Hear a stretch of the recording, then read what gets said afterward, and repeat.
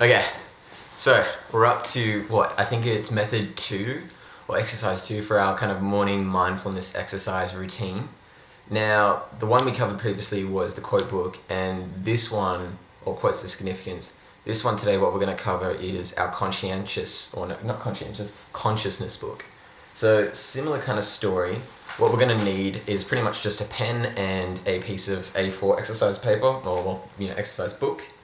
And what we're going to do in this book is that every morning we're going to wake up and essentially sit down and at this for one page. Well, ideally you want to do 3, but you can do less, I guess. I'm doing less at the moment. I used to do fill up 3 pages of thoughts, but in November of 2020 I fractured my finger in my right hand, which is my writing hand, and so I couldn't do it for a little while. But then my kind of solution to the problem was I'll learn to write with my left hand. So over the past 8-9 months, I've learnt to write with my left hand, and if you have a quick look at the handwriting, just a little bit proud of it myself, I've gotten pretty damn good at it. So, persistence wears resistance, and I probably should upgrade now to 3 pages using my left hand because I kind of have got the flow down, but that's something for me to consider. But what are you going to do? So I kind of have referenced this to, previous, friends, to friends and stuff and previous acquaintances. And the number one response I get back is, I don't know what to write. I'd love to do something like that where, I just, scan through my thoughts and put all my thoughts on a piece of paper. But when I get to the piece of paper and, I get to that first line, I never know what to write. And what blows me away about that is, they seem to not acknowledge that not knowing what to write is a thought in of itself. So you could write that you don't know what to write, and that could be the start, because the way your brain is going to work is you'll write one thought, and then because it doesn't like having nothing, going on its mind, it'll give you another thought and another thought. And before you know it, you've got the whole page done. So that's the kind of weird thing about this. So if you kind of start this and if you're, you get to the top and you're like, oh, I don't know what to write, just write that, and that will be your kickstart to go. And I thought what would be ideal is maybe I'll read one of my previous ones. So this is from the 9th of July 2021, to just kind of give you an idea of it doesn't have to be anything fancy, it doesn't have to be anything crazy important. It's just whatever is literally just got flying through your mind. It could be something like, oh, that biatch Samantha from work didn't pay attention or didn't clap at the end of my presentation that I worked really hard on. Can you believe that? It could be something like that, or it could be, something that's going on in your relationship or work, or, just something with your friends or whatever. So here we go. I'll read from the top. So 9th of July 2021. Don't even try me right now. I'm gonna smack the shit out of you. Jesus, okay. Nah, I don't even know what I'm saying. Just talking shit. Big time, but nonetheless, I'm still having fun. Next is to build something of great simplicity. That is the best thing in existence, the blissful state of considered simplicity.